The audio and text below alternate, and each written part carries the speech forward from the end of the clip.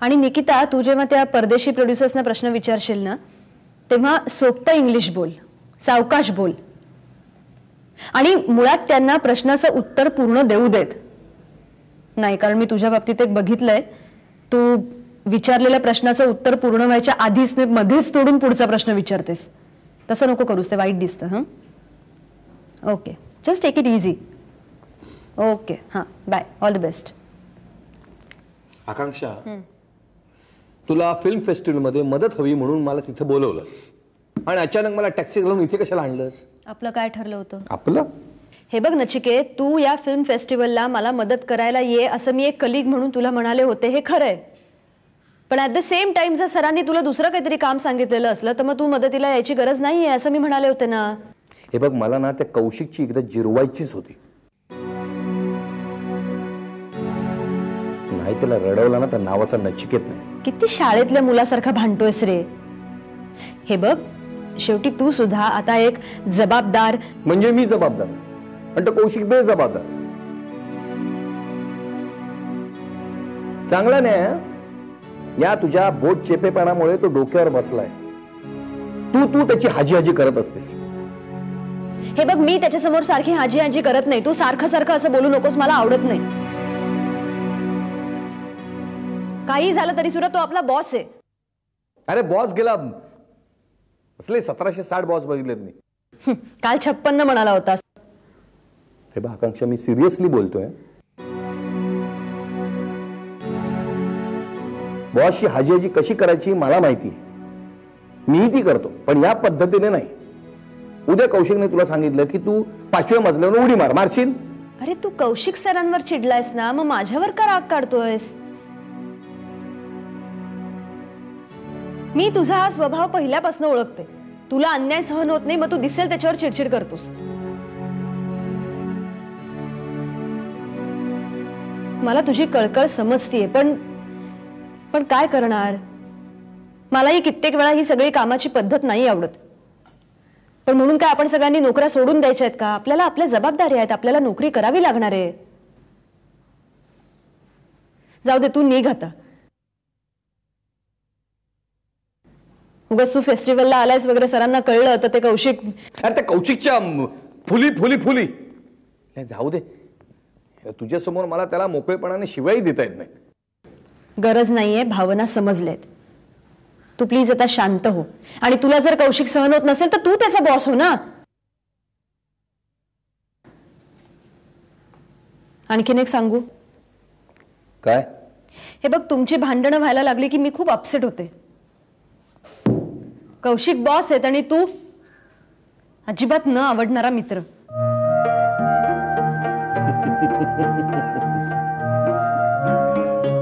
आकांक्षा, हे फक्त मी तुझ्यासाठी सहन करतोय. पण मी त्याला एकदा इंगा दाखवणारच आहे. वागू दे तो एकदा येड्यासारखा. तुला काय हवंय?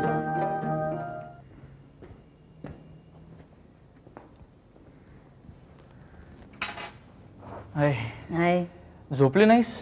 झोप येत नाहीये म्हणून बाहेरून बसले, जरा मनन करते, चिंतन.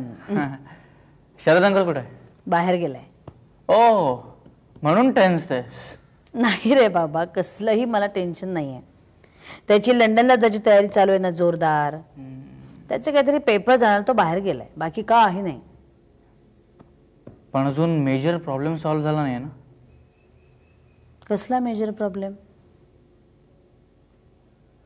सॉरी, म्हणजे मी बोललो तर तू रागवणार नाहीस ना? नाही रागवणार. सांग काय?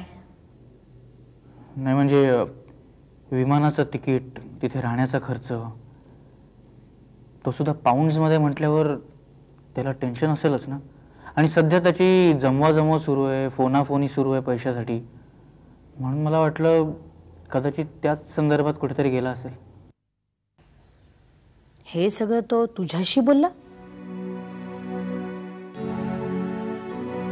कमाल आहे. आता इतक्या माझ्याबरोबर बसला होता तो. तिथे लंडनला कपडे कुठले नेऊ, खाणं काय नेऊ, लोणचं नेऊ का मिरची नेऊ, ह्या विषयावर बोलत होता. पैशाबद्दल एका अक्षरानं माझ्याशी बोलला नाही तो.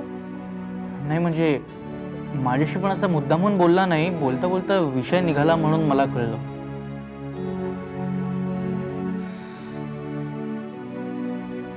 आणि नाहीतरी ह्या अशा प्रॉब्लेम मध्ये मी काय मदत करणार त्याला. वा, असं कसं म्हणतोस तू? तू त्याच्या मित्राचा पुतण्या, त्याचा लाडका, अतिशय विश्वासातला, म्हणून तुझ्याशी बोलला तो. मी कोण आहे रे बाबा त्याची, नाही का? सुधा आंटी, आता मात्र तू खरंच रागवलीस. नाही रे, खरंच मी रागवलेलं नाही तुझ्यावर. कशाला रागव? पण म्हणून मी त्याचं कौतुकही करणार नाही तुझ्याशी बोलला म्हणून. बरं, तू माझं एक काम कर फक्त आता. शरदला सांग मी पैशाची सगळी व्यवस्था करेन, तू तुझी तयारी चालू ठेव. सांगशील ना माझा एवढा निरोप? सुधा आंटी प्लीज, तू शरद अंकलला सांगू नकोस मी ह्या संदर्भात तुझ्याशी बोललोय म्हणून. म्हणजे अरे, मुळात हे सांगण्यासाठी एकमेकांनी एकमेकांशी बोलायला लागतं. तो मी माझ्याशी काही बोलतच नाही, त्यामुळे तू मला हे सांगितलंयस हे बोलण्याचा प्रश्नच उद्भवत नाही ना. हा काय, तो सगळं तुझ्याशी बोलतो ना तर अक्षताशी बोलतो. ठीक आहे, थँक्स. तू मला हे सांगितलंस म्हणून वेळेवर, ते सुद्धा. नाहीतर आयतावेळी सगळा प्रॉब्लेम होऊन बसला असता. Good night.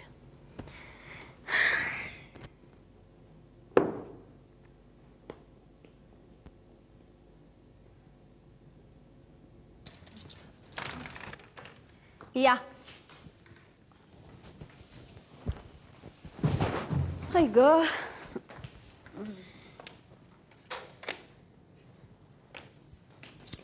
काय तनु शेठ, भूक लागली ना?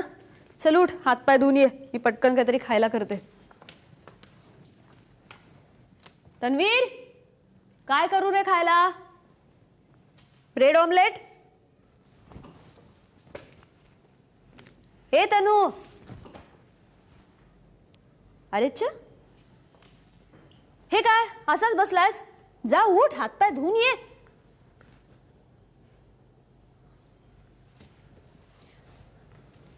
आता काय झालं? मी तुझी केव्हापासून वाट पाहत होतो, तू एवढं उशिरा का आलीस मला न्यायला? I am so sorry. अरे पण काय करणार, ऑफिसमध्ये काम होतं. मग सर मला म्हणाले की ते आधी काम संपव आणि मग जा. त्या चांदोबाला सांगायला काय होतंय? त्याला कळत नाही मी तुझी घरी वाट पाहतोय? अरे त्यांना कळतं तनू, पण ते तरी काय करणार, त्यांचा नाईलाज असतो ना. कोणाचा? चांद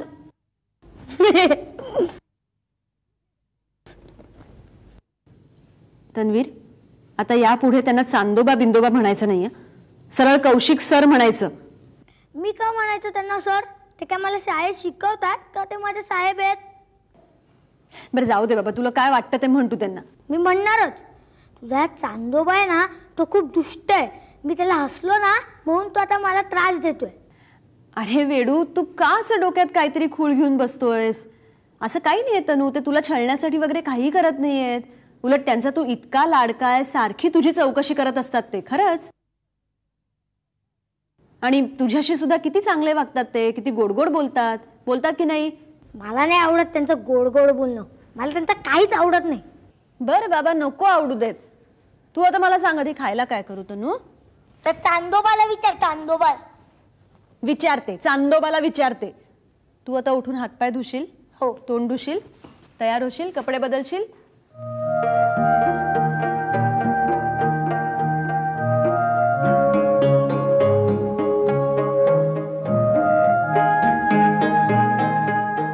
अरे आज तुम्ही इकडे?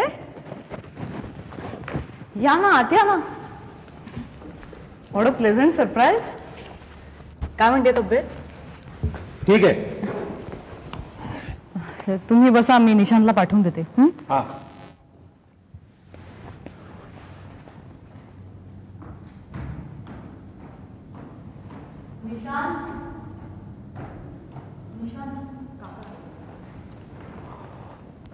विशाल भैया, आता निशांत आला की तूच विषय काढ. येस, आज आर्य पार करूनच जाऊया. कूल डाऊन बाबा. अहो आपण निशांशी बोलायला आलोय, भांडायला नाही आलो. हो. अरे तुम्ही तिघे एकत्र क्या बात है. बसा रे बसा, नो फॉर्मॅलिटीज. हा बोला, आज काही विशेष? नाही विशेष नाही, म्हटलं आज रविवार, आज तरी तू घरी भेटशील असं वाटलं. नाही, सकाळी ऑफिसमध्येच होतो आणि तुम्ही जर फोन केला असतात की आम्ही येतोय तर नाही म्हणायची माझी बिशात होती का?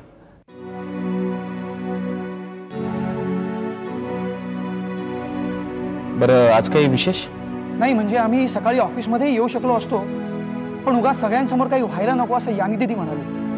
हा, देवयानीला अजूनही यानी दिदीच म्हणतो. काय रे? विषयांतर नको प्लीज. नाही, विषयांतर नाही, मला आमचे लहानपणीचे दिवस आठवले. घ्या ना, नंतर बोलू. चहा नंतर नाही, आत्ताच. कदाचित जास्त वेळ सुद्धा लागेल. काय विशाल? हो, बरोबर आहे. कारण आपल्या सगळ्यांना कल्पना आहेच की इंजिनिअरिंग इंडस्ट्रीज सध्या काळात आहेत. मालाला प्रचंड कॉम्पिटिशन आहे, लेबरचे प्रॉब्लेम, मार्केटसुद्धा टाईट आहे. निशांत, ह्या परिस्थितीतून काहीतरी मार्ग काढायलाच हवा. You are absolutely right. तुम्ही तिघही माझ्या मदतीला धावून आलात, मला खरंच खूप बरं वाटलं. आपण निश्चितच यातून काहीतरी मार्ग काढू. तुझा काहीतरी गैरसमज होता निशांत. गैरसमज म्हणजे? एक मिनिट.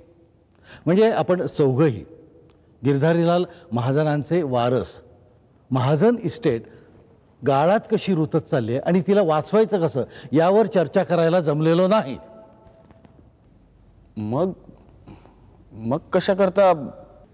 आम्ही इंडस्ट्रीतला आमचा वाटा मागायला आलोय. हे बघ विक्रम, हा निर्णय इतका चुटकीसरशी घेता येण्यासारखा नाहीये. रात्र आपल्याला तो घेता येणार नाही. आपण या गोष्टीवर नीट चर्चा करू आणि मग आत्ता चर्चा करू. नाही विक्रम, तुम्ही दोघंही माझे चुलत भाऊ आहात. तुम्ही काका आहात आणि हे तुमच्या चुलत भावाचं घर आहे. देवयानी ऑफिसमध्ये नको म्हणाली कारण तिला वाटलं असेल आपण तिथेही भांडू. लहानपणी भांडायचो तसे. पण आपण सगळे सुशिक्षित आणि सुसंस्कृत आहात. तुम्ही तिघं तर महाजन ग्रुप ऑफ इंडस्ट्रीजचे डायरेक्टर आहात. हा विषय आपण तिथेच बोलू. शक्य तितक्या लवकर. हो, शक्य तितक्या लवकर. सर्व गोष्टी रीतसर करू. थोडा वेळ लागला तरी चालेल. ठीक आहे विक्रम, तुला मान्य? आमच्या वाटणीचं म्हणून जे काही ठरेल त्यात गडबड होता कामा नये.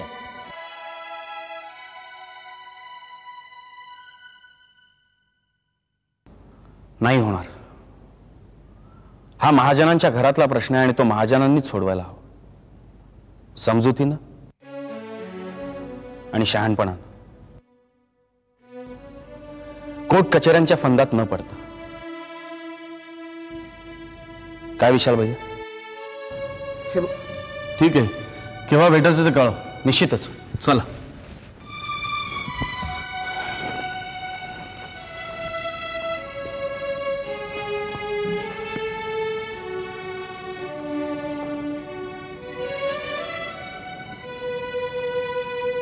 निशांत, हा सगळा प्रकार काय आहे?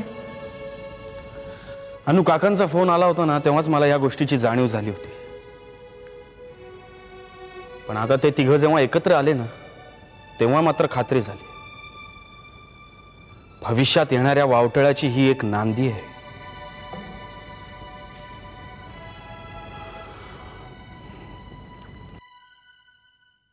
सुधा, ए सुधा. ओ, अगं ताबडतोब या, अर्जंट काम आहे म्हणालीस म्हणून मी आलोय. कुठे आहेस तू? इकडे ना. आले आले आले आले. काय झालं? शरद चाललंय ना लंडनला? नाही, तो लंडनला चाललाय, पण एक छोटासा प्रॉब्लेम झालाय. काय झालं आता? पैसे जायला यायला, तिकडे राहायला खायला प्यायला पैसे नको. साहेबांकडे नाही आहेत पैसे. कधी बोलला तुला? नशीब आज बोलला, एअरपोर्टवर नाही बोलला. आणि माझ्याशी कुठला बोलतोय? माझं कुठलं एवढं भाग्य? तुमचा मित्राचा पुतणा आहे ना, लाडका त्याचा, अगदी विश्वासातला रॉनी, त्याच्याजवळ बोलला. एक मिनिट, तुझा राग कोणावरती आहे, शरदवर आहे का रॉनीवर? हे बघ, माझा कुणावरतीच राग नाहीये. नाही, मी ठरवलंय, पण कुणावरही रागवायचं म्हणून नाही. आपलाच माणूस आपल्याशी बोलत नाही, दुसऱ्याला काय दोषी ठरवायचं. एक मिनिट, पैशाचं काय झालं? ती सोय मी करेन, तू तुझी तयारी चालू ठेव, असा मी निरोपही ठेवला रावनी जवळ. सुद्धा तू सुद्धा सरळ नाहीस हा. पैसे नाही दिलेस, निरोप पाठवलास. हे बरं आहे, मग तो कसाही वागला तरी शेवटी दोष मलाच दोषी ठरवता तुम्ही सगळेजण. कसं वागावं ना तेच मला कळेनासं झालंय. आपलाच माणूस आपला म्हणत नाही मला. ती अक्का सुद्धा, तिला विश्वनाथ जवळचा वाटतो, मी नाही वाटत. त्याला सांगितलं मला काशीला नाही, पण मी 24 तास तिच्याबरोबर असते, मला नाही बोलली ती. सुद्धा उगाच काहीतरी बोलू नकोसा तू. शरदच्या मनात सुद्धा नसेल असलं काही. आधीच तो दारूच्या व्यसनाने हातबल झाला, तो कसा पैसे मागणार त्याकडे? लाज वाटली असेल त्याला.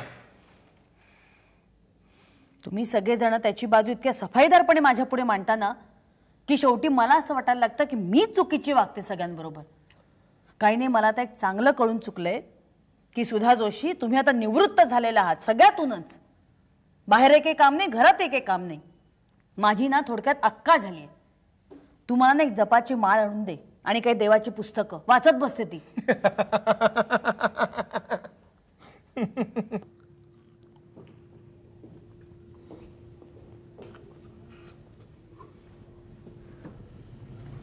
नचिकेत, आपल्या चॅनलच्या न्यूज सेक्शनमध्ये आपण दररोज घडणाऱ्या घटना कव्हर करत असतो. त्यापैकी काही घटनांचे अनालिसिस करत असतो, काहींशी संबंधित लोकांच्या मुलाखती घेत असतो.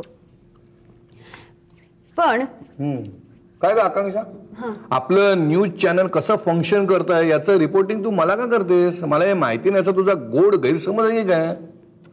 अरे मी बॅकग्राऊंड तयार करते रे. बॅकग्राऊंड झाली, तयार झाली. बांधा, इमारत बांधा. हे पण नचिकेत, माझा मुद्दा असा आहे की तरुण वर्ग जो आहे त्यांच्याशी संबंधित स्टोरीज आपण फार कमी करतो. उदाहरणार्थ सायबर कॅफेज किंवा कम्प्युटर इन्स्टिट्यूट्स. तिथे काय चाललंय सध्या? चांगला स्फोटक विषय आहे. हल्ली सायबर कॅफेमध्ये शिक्षण दिलं जातं, कम्युनिकेशन होतं, पण काही जागांमध्ये याचा गैरवापर केला जातो आणि तरुण मंडळी याचा गैरवापर करतात.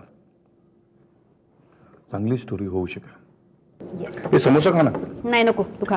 अगं खा ग. समोसा खाल्ल्याने मेंदू तल्लख होतो असं आईन्स्टाईन कुठेतरी म्हणालाय.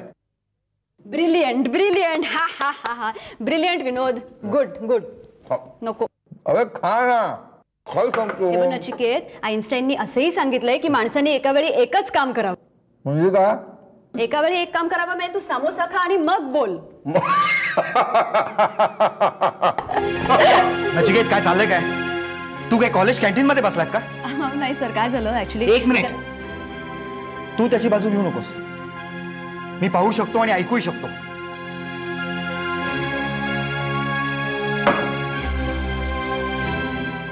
सर, तुमचा काहीतरी गैरसमज होतोय. आम्ही बिहेव युअरसेल्फ.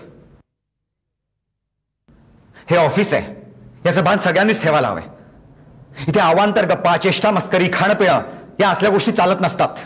नाही सर, तुम्ही ऐकून तरी घ्या ना माझं म्हणणं. एक मिनिट आकांक्षा, मी नचिकेतशी बोलतोय.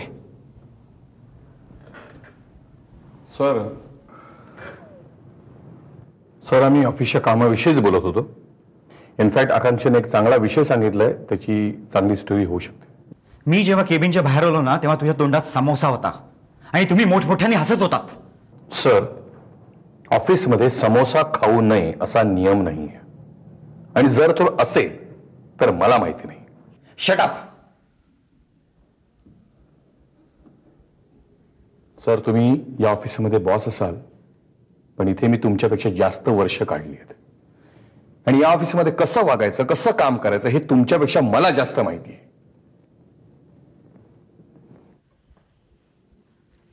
आकांक्षा, एक्सक्यूज मी.